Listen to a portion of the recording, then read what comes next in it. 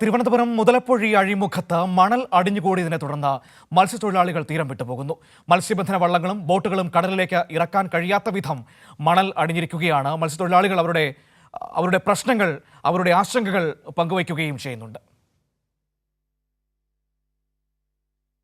വളരെ ദുഃഖകരമായ ഒരു അവസ്ഥയിൽ കൂടെയാണ് നമ്മളിപ്പോൾ കടന്നു പോകുന്നത്. ഒരു ചെറു വഞ്ചിക്ക് പോലും ഇതിലെ പോകാനുള്ള ഒരു അവസരം ഇപ്പോഴില്ല. നമുക്ക് പൊഴി മൊത്തം അടഞ്ഞ് ഇനി വലിയ വള്ളങ്ങളും ചെറിയ വള്ളങ്ങളും ആരും തന്നെ പോവാതെ ജീവിതം ആകെ സ്തംഭിച്ച അവസ്ഥയിലാണ്. മണ്ണേറി കിടക്കുന്നു. അതുകൊണ്ട് ഈ വർഷം ഇവിടെ പണിയാൻ പറ്റത്തില്ല. നിങ്ങൾ പണിയാൻ പറ്റുന്ന സ്ഥലത്തോട്ട് കടലിലോട്ട് കടപ്പുറത്തോട്ട് കൊണ്ടുപോവുകയാണ് ഉള്ളത്. വലിയൊരു പ്രതിസന്ധിയാണ് അവിടെ മത്സ്യത്തൊഴിലാളികൾ നേരിട്ടുകൊണ്ടിരിക്കുന്നത്. അവർക്ക് സ്വന്തം നാട്ടിൽ ജോലി ചെയ്യാൻ പോലും കഴിയാതെ പോകുന്നൊരു സാഹചര്യം. ഈ പ്രതിസന്ധി മുതലപ്പൊഴിയിൽ കുറേ നാളുകളായി നിൽക്കുന്നുണ്ട്. പരിഹരിക്കാൻ പലതരത്തിലുള്ള ഇടപെടലുകളും നടത്തിയിരുന്നു. പക്ഷേ അത് പൂർണ്ണമായും ഫലപ്രാപ്തിയിൽ എത്താതെ പോകുന്നതാണ് നമുക്ക് കാണാൻ കഴിയുന്നത്. സുലേഖ ചേരുകയാണ്. സുലേഖ, മുതലപ്പൊഴി കുറേ നാളുകളായി ഒരു പ്രധാനപ്പെട്ട പ്രശ്നമാണ്. അവിടുത്തെ ഈ മണൽ ഇങ്ങനെ അടിഞ്ഞുകൂടുന്നത്, അവിടുത്തെ പൊഴിയുമായി ബന്ധപ്പെട്ട പ്രശ്നങ്ങളൊക്കെ പരിഹരിക്കാൻ പലതരത്തിലുള്ള ഇടപെടലുകൾ നടത്തിയിരുന്നു. പക്ഷേ അത് ഫലപ്രാപ്തിയിലേക്ക് എത്തിക്കാൻ കഴിയുന്നില്ല എന്നതാണ് വസ്തുതയും സത്യവും. ഇപ്പോൾ എന്താണ് അവിടെ മത്സ്യത്തൊഴിലാളികൾ പറഞ്ഞു വെക്കുന്നത്?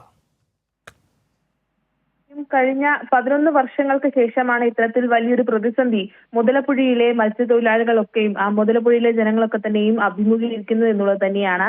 11 വർഷങ്ങൾക്ക് ശേഷമാണ് ഇത്തരത്തിൽ ഈ ഒരു മണ്ണ് അടിഞ്ഞുകൂടുന്ന ഒരു സാഹചര്യം ഈ മുതലപ്പുഴയിൽ ഉണ്ടാകുന്നത്.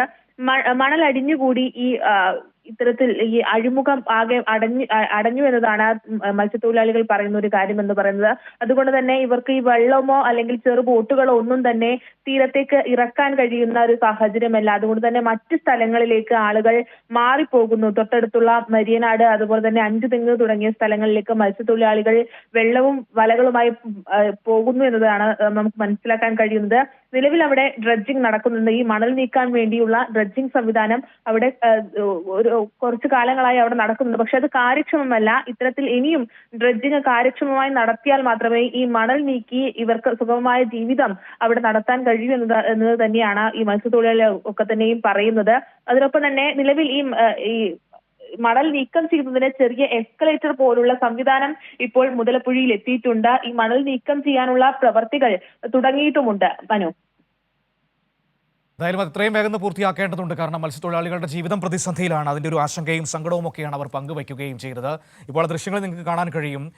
വള്ളം മണലിലൂടെ തള്ളിക്കൊണ്ടുപോകേണ്ടി വരുന്ന ഒരു സാഹചര്യമാണ്. അത്രയും മണലാണ് അവിടെ അടിഞ്ഞുകൂടിയിരിക്കുന്നത്. അശാസ്ത്രീയമായ പുലിമുട്ട് നിർമ്മാണമാണ് അവിടുത്തെ ഒരു പ്രതിസന്ധി.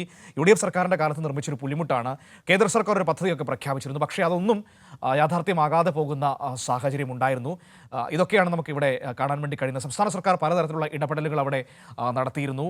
ഡ്രഡ്ജറൊക്കെ കൊണ്ടുവന്ന് മണൽ നീക്കാനുള്ള വലിയ ശ്രമങ്ങൾ നടത്തുന്നുണ്ട്. പക്ഷേ വലിയ തോതിൽ മണൽ ഇങ്ങനെ അടിഞ്ഞുകൂടി നിൽക്കുന്ന ഒരു സാഹചര്യം കൂടിയുണ്ട്. വിവരങ്ങളാണ് സുലേഖ നൽകിയത് നമുക്ക് തിരുവനന്തപുരത്ത് നിന്ന്.